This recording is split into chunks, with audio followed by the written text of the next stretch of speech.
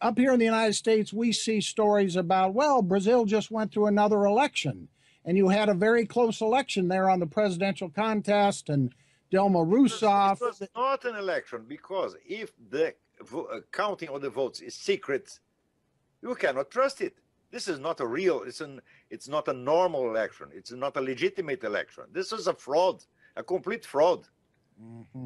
And the guy who was responsible for the counting of the votes as the president of the Electoral Commission, he had been a lawyer for the attorney for the Workers' Party.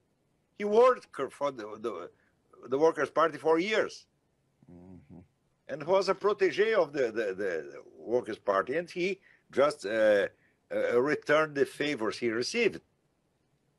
So only 23 people follow the vote, the counting of the votes.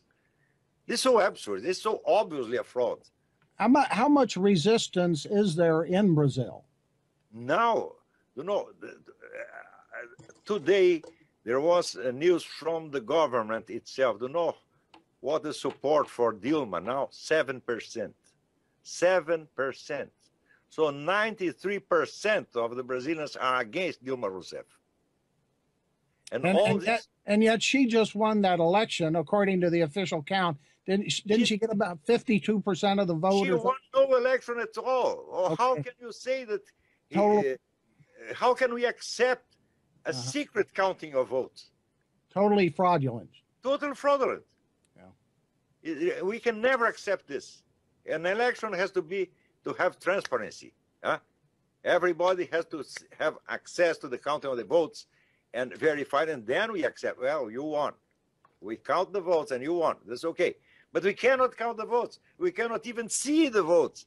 And the machines are programmed not to be audited. They cannot be audited.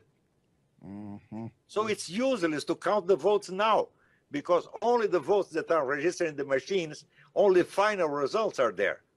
These are the Smartmatic machines? Smartmatic machines, yeah. That it was is corruption that is destroying the Worker Party's system in Brazil. Because people are really angry with this. But as long as the Workers' Party runs the electoral process and can count the votes, they'll never give up power. I believe they'll never give up. They have to be toppled by a direct popular intervention. I don't believe very much in a military intervention, but I believe in popular intervention. They have to expel these people from political life forever.